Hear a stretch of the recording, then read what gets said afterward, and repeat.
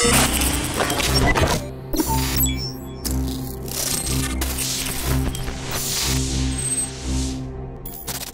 Clinton and Donald Trump gave more specifics this past week on what they'll do about taxes for individuals and corporations. One America's Emily Miller analyzes the two plans and reports on how they might affect you and our country's businesses. Donald Trump and Hillary Clinton have laid out very different tax plans. In short, Hillary Clinton will raise some individual tax rates, while Donald Trump will give across-the-board tax cuts. She's proposing a massive tax increase. Folks, we can't do it. I'm proposing a massive tax decrease for the middle class, for business, and businesses are going to pour in. Not since Ronald Reagan has anything like this been proposed. First, look at individual taxes. This is our current tax table. Hillary Clinton will keep all these rates, but she'll jack up taxes on the high earners to 44%. Donald Trump's tax plan looks like this, just a simple 3 brackets, and everyone's taxes go down. The rates will be 12, 25, and 33%, 0 for workers who make the least, but he will simplify it even further. The bigger the code gets, it seems like government is just trying to find a way to make it harder for folks to keep their own money that they earned and that they're entitled to. That's why Donald Trump also helps the middle class by eliminating some deductions. That there are things in there that people don't know that apply to them, that they can help save them money, and they're just not able to take advantage. Right now, the United States has the highest corporate tax rate in the world. Clinton wants to leave it like that. When you have a high corporate tax rate, you discourage investment and you discourage growth. Donald Trump will drastically reduce the federal corporate tax rate from 35 to just 15%. Another difference is how to help small business owners who file as individuals. Trump wants to let them pay the corporate rate that he proposes, 15%. The impact on the economy for small businesses to be able to have that kind of relief, it could potentially be huge. Hillary Clinton won't change a thing. She's just talked that she's going to help the middle class, but we really haven't heard anything in terms of how she's going to change the playing field right now to do that. Tax analysts say that the most important thing about Trump's tax reform plan is that it's almost exactly the same as the House and Senate Republicans. That means if Trump wins the White House and the Republicans keep Congress, you will see tax cuts almost immediately in the new year. Emily Miller, One America News, Washington. So we're going to be discussing something so important for our country, for our economy, and for getting us all working again and working well again. It's a tax reform that I think will make America strong and great again.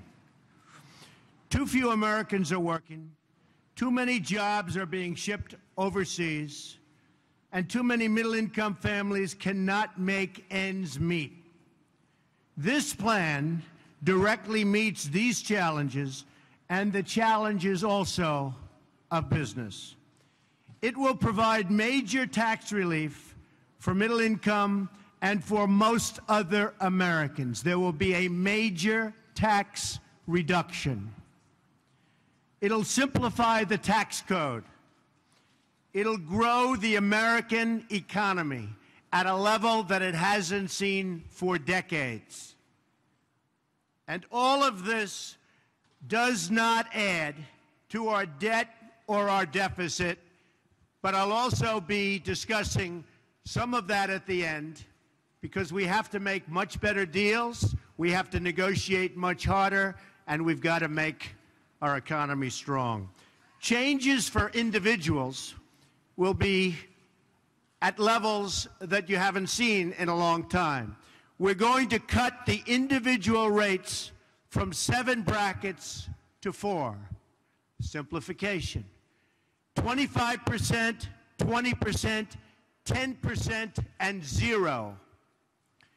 If you're single and earn less than $25,000 per year, or married and jointly earn less than $50,000. So, very important. If you're single and earn less than $25,000 or married and jointly earn less than $50,000, You'll not pay any income tax, nothing. This eliminates very strongly and quickly the marriage penalty, very unfair penalty. It eliminates the AMT, which is the alternative minimum tax. It ends the death tax. It's a double taxation. A lot of families go through hell over the death tax. It reduces or eliminates most of the deductions and loopholes available to special interests and to the very rich. In other words, it's going to cost me a fortune, which is actually true, while preserving charitable giving and mortgage interest deductions, very importantly. It ends the current tax treatment of carried interest. Those are the hedge fund folks that I've been talking about for quite a while. They make a lot of money, carried interest. So it ends the current tax treatment of carried interest for speculative partnerships that do not grow businesses or create jobs and are not risking their own capital. Changes for business now, so important, because it's all about business, it's all about jobs. We have 93 million people in this country that are in serious trouble, that want to work, they can't work. So for business, no business of any size, from a Fortune 500 company to a mom and pop shop, to a freelancer living from gig to gig, will pay more than 15% of their business income in taxes. Big reduction. A one-time deemed repatriation of corporate cash held overseas at significantly discount, which coming back at a significantly discount, 10%. So it comes back discounted at a 10% tax rate and ends the deferral of taxes on corporate income earned abroad. Now, it's called corporate inversion. It's a huge subject. I've been watching politicians now for years. All talk, no action politicians. I've been watching them for years talking about bringing this money back.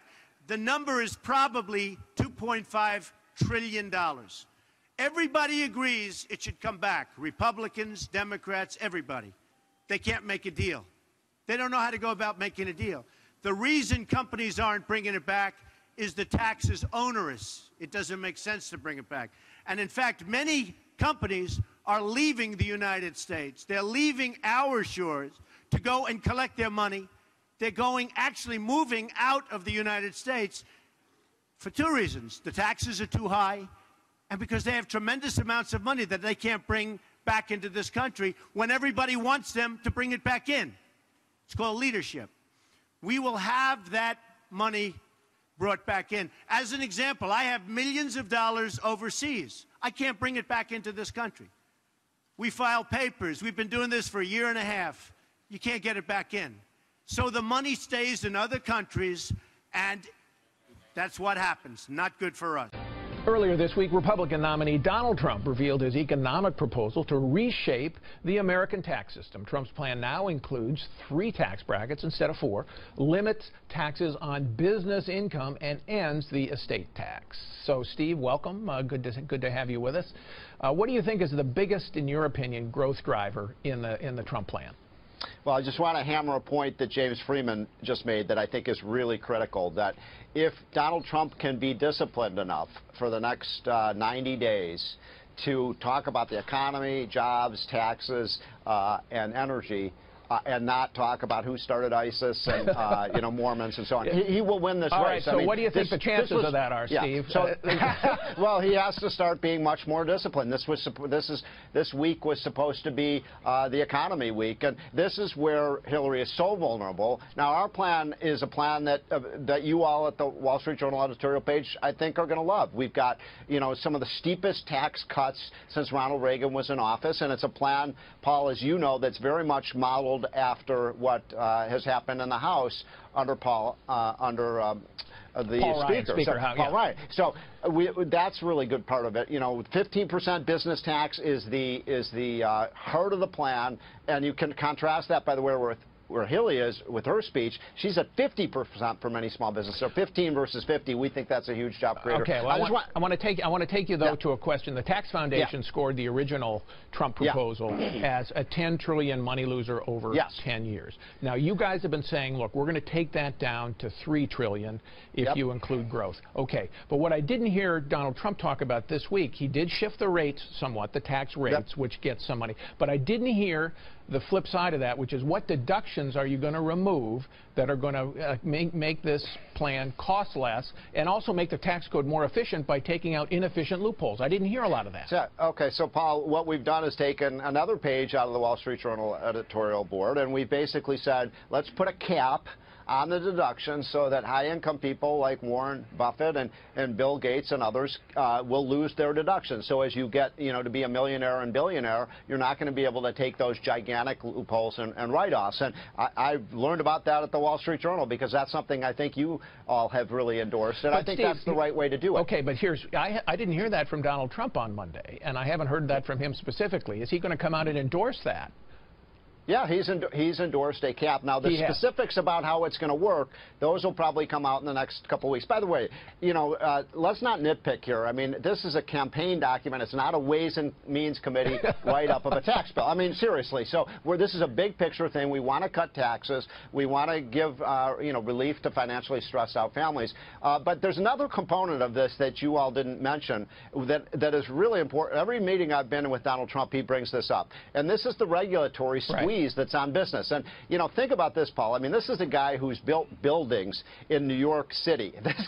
This is a man who knows about regulation and the impediments that can be put up. And he believes, and I think he may be right, that the regulatory structure may be an even bigger impediment to businesses expanding and hiring. You know, just take, for example, the 50-worker rule under Obamacare. If you get rid of that, you're going to have a lot more employment in this country. So are there any particular regulations that he's aiming at? He proposed a regulation moratorium for an indefinite period of time, which means nothing new. But we know, you know, Steve, that there's I mean, this last 2 years, this Obama administration is moving major rule after major rule through the economy, and those are playing out in a way that it's going to slow growth. Is he willing to stop those that are already moving?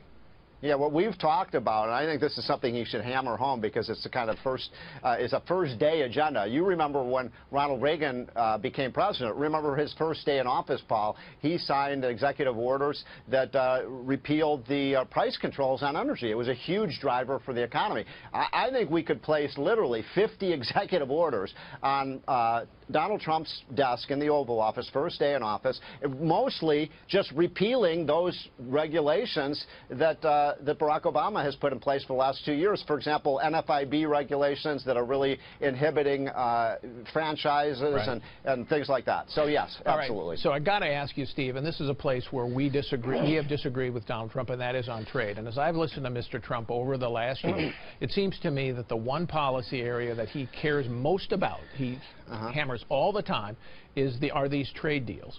And it doesn't seem to me that if you impose tariffs on the border, which, as you know, is a tax on the border and a tax on goods, that is going to increase growth, and in fact it's going to raise prices for consumers. Well, this is one area where I probably disagree with Donald Trump. I'm a free trader and I'm an Adam Smith guy.